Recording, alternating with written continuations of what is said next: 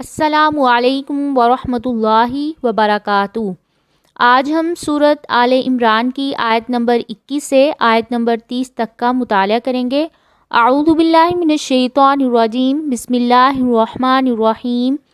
ان الذین، بے شک وہ لوگ جو یکفرون، کفر کرتے ہیں، آیات اللہ، اللہ تعالیٰ کی آیات کے ساتھ، وَيَقْتُلُونَ، اور وہ قتل کرتے ہیں، النَّبِيِّينَ، نبیوں کو، بغیر حق، بغیر حق کے، وَيَقْتُلُونَ، اور وہ قتل کرتے ہیں، الَّذِينَ، ان لوگوں کو، یأمرون، جو حکم دیتے ہیں، بالقسط، انصاف کا، من الناس، لوگوں میں سے، فبشرہم، پس آپ خوشخبری دے دیجئے انہیں، بعذاب، عذاب کی، علیم، دردناک۔ اس سے پہلی آیات میں اللہ تعالیٰ نے فرمایا تھا کہ اگر انہوں نے منہ موڑا تو آپ کے ذمے صرف دین کو پہنچا دینا ہے۔ اب اس آیت میں بتایا کہ وہ اعراض کرنے والے لوگ جو ہیں وہ کون ہیں۔ اللہ تعالیٰ نے ان لوگوں کی 3 صفات بیان کی ہیں کہ وہ اللہ تعالیٰ کی آیتوں کا کفر کرتے ہیں، نبیوں کو ناحق قتل کرتے ہیں، عدل و انصاف کا حکم دینے والے علماء کو قتل کر دیتے ہیں۔ رسول اللہ صلی اللہ علیہ وآلہ وسلم نے فرمایا، قیامت کے دن سب سے سخت عذاب اس شخص کو ہوگا جسے کسی نبی نے قتل کیا یا جس نے کسی نبی کو قتل کیا ہوگا۔ اولئک الذین، یہی وہ لوگ ہیں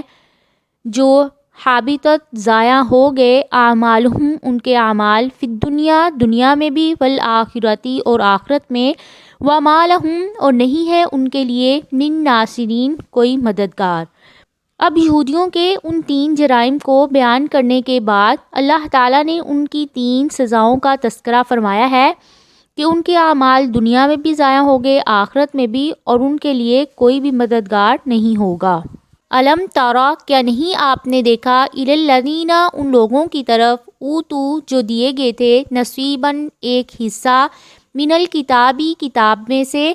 یدعون، وہ بلائے جاتے ہیں، الی کتاب اللہ، اللہ تعالیٰ کی کتاب کی طرف، لیحکم، تاکہ وہ فیصلہ کرے، بینہم، ان کے درمیان، ثم، پھر، یتولی، منہ پھیر لیتا ہے، فریق، ایک گروہ، منہم، ان میں سے، وہم معرضون، اور وہ اعراض کرنے والے ہیں۔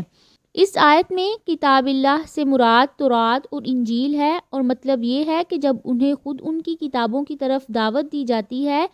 انہی کو مان لو اور بتاؤ کہ ان میں رسول اللہ صلی اللہ علیہ وآلہ وسلم پر ایمان لانے کا حکم دیا گیا ہے یا نہیں۔ یہ اس سے بھی اعراض کر جاتے ہیں اور ظاہر کرتے ہیں کہ جیسے انہیں کسی چیز کا علم ہی نہیں ہے۔ ذالک، یہ، بِأَنَّهُمْ، اس وجہ سے ہے، قالوا، وہ کہتے ہیں، لن تمسنا النار، ہرگز نہیں چھوئے گی ہمیں آگ،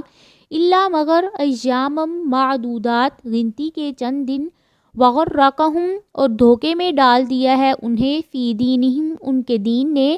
ما کانوا، جو تھے وہ، یفترون، وہ گھڑتے۔ ان کے آباء و اجداد نے انہیں طرح طرح کی جھوٹی تمناؤں میں مبتلا کر دیا تھا۔ کبھی وہ اللہ کے بیٹے اور چہیتے ہونے کا دعویٰ کرتے تھے، اور کبھی کہتے تھے کہ جنت بنی ہی ہمارے لیے ہے، اور کبھی کہتے تھے کہ ہمیں تھوڑی بہت سزا ہوئی تو بھی چند دن سے زیادہ نہیں ہوگی۔ فَكَيْفَ، پس کیسا ہوگا، اذا، جب، جمعناہم، ہم جمع کریں گے انہیں، لیوم، اس دن کے لیے، لا ریب، نہیں ہے کوئی شک، فیہ، جس میں، ووفیت، اور پورا پورا دیا جائے گا، کل نفس، ہر نفس کو، ما کسبت، جو اس نے کمائی کی، وہم لا یظلمون، اور وہ نہیں ظلم کیے جائیں گے۔ قل اللہم، کہہ دیجئے اے اللہ، مالک الملک، اے مالک بادشاہت کے، تؤتی، تو دیتا ہے، الملک، بادشاہت، من تشاء، جسے تو چاہتا ہے، وتنزع، اور تو چھین لیتا ہے، الملک، بادشاہت، من، جس سے تشاء، تو چاہتا ہے، وتعز، اور تو عزت دیتا ہے، من تشاء، جسے تو چاہتا ہے، وتذل، اور تو ذلت دیتا ہے، تشاء، جسے تو چاہتا ہے، بیدک الخیر، تیرے ہی ہاتھ میں ہے بھلائی، انک، بے شک تو، علی کل شیء قدیر، ہر چیز پر قادر ہے۔ یہودی غلط فہمی میں مبتلا تھے کہ حکم اور نبوت کا یہ سلسلہ ہمیشہ انہی میں رہے گا، دوسری قوم اس کا کوئی حق نہیں رکھتی ہے، مگر جب نبی آخر الزماں صلی اللہ علیہ وآلہ وسلم ایک امی قوم بنی اسرائیل سے آئے تو ان کے غیظ و غضب اور حسد کی کوئی بھی انتہا نہ رہی۔ اللہ تعالیٰ نے ان کی غلط فہمی کو دور کرتے ہوئے فرمایا کہ اللہ تعالیٰ اپنی مرضی والا اور ساری بادشاہی کا مالک ہے۔ وہ جس قوم کو چاہتا ہے دنیا میں عزت اور سلطنت سے نواز دیتا ہے۔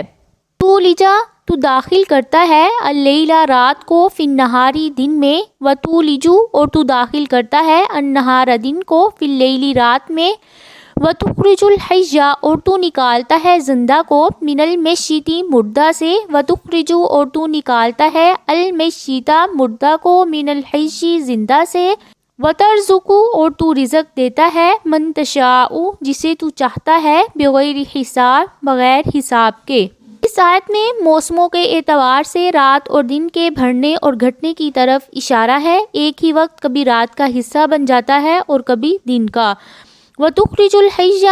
مردہ سے زندہ یعنی کافر سے مسلمان، جیسے آزر سے حضرت ابراہیم علیہ السلام، نطفہ سے حیوان، انڈے سے پرندہ اور زندہ سے مردہ، جیسے نوح علیہ السلام سے کنعان، اور حیوان اور پرندے سے نطفہ اور انڈا۔